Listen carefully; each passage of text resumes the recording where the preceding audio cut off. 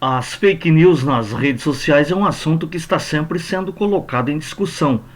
O meio mais usado pelos conservadores para as informações é a internet. Tanto é que o presidente Bolsonaro foi eleito com grande utilização da internet, por ter pouco tempo, pouco espaço na imprensa tradicional, e que até hoje não abre espaço para o presidente e seus apoiadores pelo motivo de ser contra seu espectro político. Logo, o que se entende é que é do interesse da esquerda e por que não da imprensa em criar dificuldades para que o outro lado se comunique. Mas isso abrange o povo em geral e assim cria-se uma censura que somente se falará o que for permitido pelo poderoso que estiver no controle, nesse caso da internet. Em uma entrevista à Jovem Pan, o ex-ministro da Defesa, Aldo Rebelo, se posicionou diante dessa e de outras questões e disse exatamente isso. Ou seja, quem propaga as notícias falsas não tem o poder de decidir o que deve ser divulgado. Ou seja, é impossível saber o que o poderoso que controlaria a internet o que classificaria como notícia falsa. E quem deveria definir é o legislativo e não o judiciário. Veja. É um equilíbrio muito difícil, porque você, ao mesmo tempo, procura conter a difamação, a calúnia, a difusão de notícias falsas, mas, ao mesmo tempo, você tem que conter um outro absurdo, que é a censura. Como é que você faz isso? Eu lembro nas eleições, nas últimas eleições para a presidência dos Estados Unidos, eu estava lá na casa do presidente da Câmara dos Deputados, quando o então presidente, no exercício ainda do mandato, o presidente Donald Trump, fazia um pronunciamento em cadeia de televisão a partir da Casa Branca e, de repente, que nós acompanhávamos, acho que pela CNN ou um outro canal, e de repente ele saiu do ar, foi retirado do ar o presidente dos Estados Unidos por uma rede de televisão. Eu disse, olha, se uma rede de televisão, certo, se um órgão privado já tem o poder de censurar a fala do presidente dos Estados Unidos, independentemente do conteúdo, porque se ele estivesse falando algum absurdo, poderia ser corrigido, combatido logo em seguida, mas não, foi simplesmente retirado do ar. E eu vejo aí corporações privadas retirando perfis do ar, aleatoriamente, como se fosse um tribunal particular, um tribunal privado. Isso é muito perigoso, talvez até mais perigoso do que a chamada difusão de notícias falsas, porque os difusores dessas notícias falsas não têm o mesmo poder, a mesma capacidade de arbitrar o que deve ser divulgado ou não de uma corporação que tem esse poder distribuído pelo mundo inteiro. Sim. Então, de fato, é uma escolha muito difícil e concordo com aqueles que pensam que tal decisão deve ser atribuição do poder legislativo, de pessoas eleitas pelo povo e não de órgãos do poder, como é, no caso, o judiciário. Nós assumimos que o judiciário é um poder, mas rigorosamente poder cuja origem está no voto popular são o executivo e o legislativo, que, infelizmente, estão no Brasil em uma disputa por espaço e por protagonismo com o poder executivo, que é prejudicial à democracia e ao país. Dentre outras perguntas, Aldo Rebelo respondeu também sobre a desarmonia entre os poderes executivo e judiciário e se é favorável a impeachment de ministros.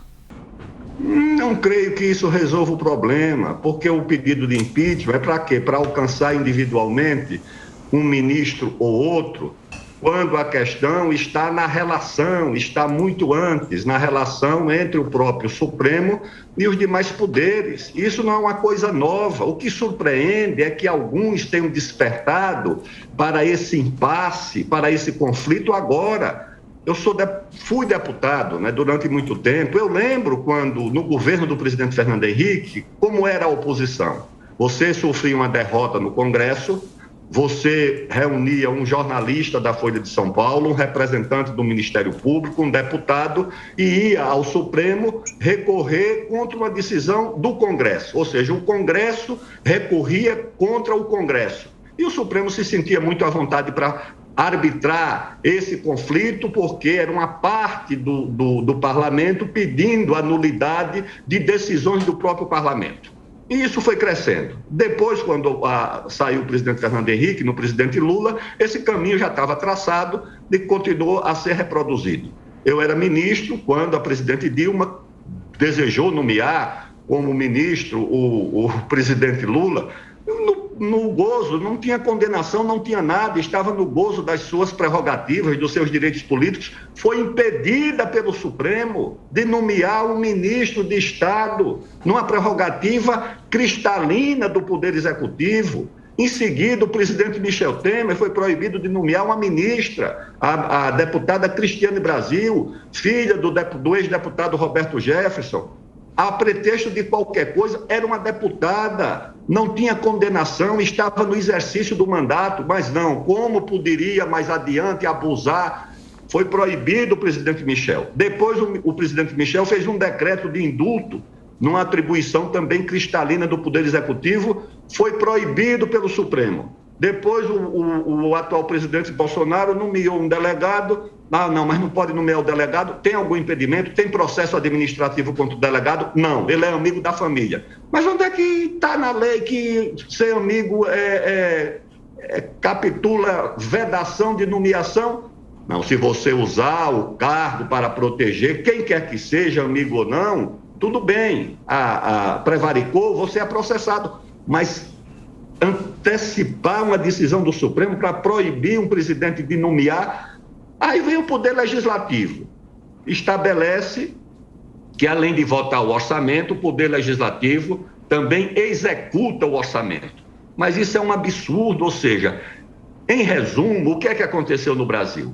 O esvaziamento do poder mais importante, porque é aquele que concentra a maior expectativa do voto do cidadão, que é o Poder Executivo, foi anulado pelos outros poderes, pelo Legislativo e pelo Judiciário. O presidente da República tem as suas atribuições subtraídas dos demais poderes, e isso estabeleceu um desequilíbrio que não se sustenta, isso fabrica crises sucessivas. Seja qual for o governo, de direita, de esquerda, o atual presidente, o ex, o futuro, quem quer que vá governar o Brasil nesse sistema, naturalmente vai se deparar com crises sucessivas, e isso é inaceitável. Não pode o Supremo Tribunal Federal, como instituição necessária, legítima, formada por homens e mulheres preparados, inteligentes, com todas as virtudes, mas não pode abusar das suas prerrogativas. Isso gera crises no país, como a que nós tivemos recentemente, esse arremedo. Como é que você freia a possibilidade dessas crises? Abrindo processo de impeachment? Não, eu conheço isso. Você faz um impeachment, faz dois, no fim das contas, sabe o que é que aconteceu? Independentemente de quem tenha sofrido o impeachment, seja Collor, seja Dilma, seja lá quem for, o que resultou disso é que o Poder Executivo virou um poder exposto a qualquer um. Qualquer aventureiro diz, não, vamos acabar com esse poder, que é o que resta dele, que é o Poder Executivo. Fragilizou-se o Poder Executivo no Brasil. Ou você restabelece os princípios que regem a relação entre os poderes, ou isso não tem solução. Você vai viver de enfrentamento em enfrentamento. Tudo bem, vamos fazer o impeachment do ministro do Supremo. Faz um, faz outro. E qual é o resultado disso? A ampliação da crise. Eu acho, portanto, que impeachment não é solução. Solução é você dizer, nas regras desse jogo, tais atribuições são do Executivo, e ele que responda por elas. Se nomeou ministro, delegado, quem quer que seja, e ele errou, cometeu crime, vai responder. Mas o Supremo não tem o direito de antecipar julgamentos de funções do Poder Executivo. Sinto muito, mas não deve ter essa atribuição. Perguntado sobre semipresidencialismo, até porque já se foi falado lá fora que no Brasil é praticado um semipresidencialismo. o ex-ministro respondeu: Isso é um escândalo, pelo amor de Deus. Será possível que as pessoas cogitem de um absurdo desse? Porque por esse semipresidencialismo, mais do que o parlamentarismo britânico, por pelo menos no parlamentarismo britânico, o primeiro-ministro e os demais ministros têm que ser escolhidos dentro do parlamento por gente que foi votada de alguma maneira. Por esse semipresidencialismo, o presidente da República é eleito e o chefe do governo, que chamam de coordenador do governo, na prática o primeiro-ministro, poderá ser qualquer um nomeado pelo Congresso. Então, o que é que vai acontecer na prática, Cris? Você vai ter um presidente da República votado por 80, 90 milhões de brasileiros, que vai ser uma figura decorativa, um chefe de Estado decorativo, e quem vai mandar no governo é alguém que nunca recebeu um voto, que você nunca soube quem é e que vai ser escolhido pelo parlamento. Ou seja, ou, na outra hipótese, um deputado que recebeu 40, 50 mil votos vai mandar no governo no lugar de quem recebeu 80 milhões. Agora você imagina, isso tem condições de dar certo? Isso tem condições de funcionar? Isso tem condições de ser aceito pela população? Ela vai olhar e dizer, não, elegemos ali alguém que teve 70, 80, 90 milhões de votos. Mas ele não vai mandar, não, ele vai ficar no palácio ali para de vez em quando oferecer uma recepção a algum chefe de Estado que ocasionalmente passe por aqui. Não, isso é inaceitável, essas pessoas não podem prosseguir com uma proposta dessa, isso é uma programação, é uma contratação de crises sucessivas. Eu fui deputado durante 24 anos. Esses chefes de governo não vão durar 2 meses. Quando ele for nomeado, já começa a articulação para o próximo, para derrubar, mediante qualquer coisa que não seja cumprida. Esse sistema nosso, tá certo? Você vai ter uma sucessão de governos, pior do que na pior fase da Itália. Aqui nós teremos isso. Essa coisa não pode prosperar. Tá então o ex-ministro da Defesa Aldo Rebelo em uma entrevista à Jovem Pan. Sobre as fake news, quem define o que são as fake news? O que se vê, fake news são atribuídas somente para um lado. Quem é contra o presidente fala à vontade, mas até então não se viu nenhuma atribuição de fake news a ninguém. Por outro lado, o que a Constituição Federal normatiza sobre fake news?